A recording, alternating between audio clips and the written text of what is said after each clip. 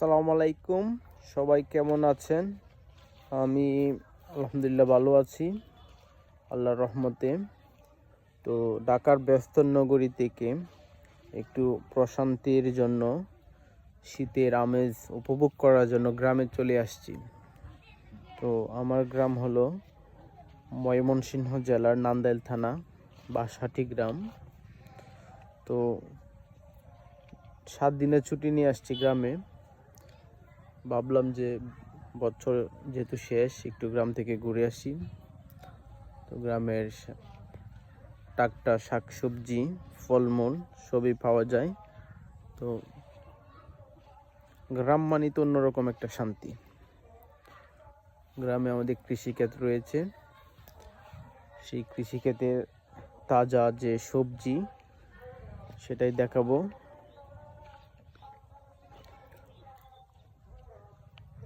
শহর আসলে ভালো লাগে না, কর্মব্যস্ততার জন্য শহরে থাকা, অথবা আসলে গ্রামেই ভালো।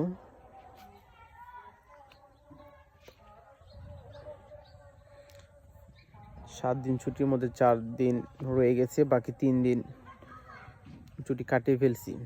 মনে হয় যে গ্রামেই থাকি। আসলে গ্রামেই তো বড় হয়েছি, সেটা একটা মায়া রয়ে গেছে।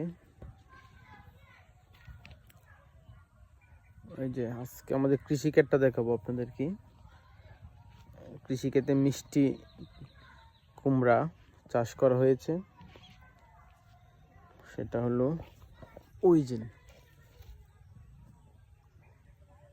কিছুদিন আগে রোপণ করা হয়েছে, এই যে গাছ।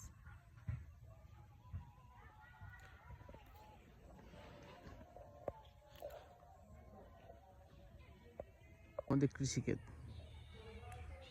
এখানে মিষ্টি কুমড়া আর চারপাশে টমেটো চারা লাগানো হলো, যদিও ছোট, মাত্র রোপণ করা হয়েছে। আর মিষ্টি কুমড়া গাছে যে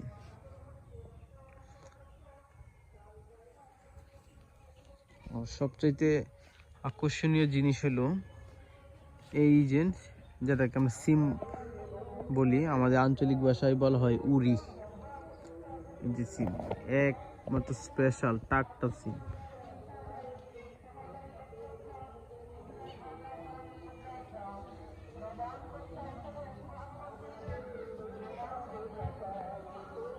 এই পাশে আছে লাউ।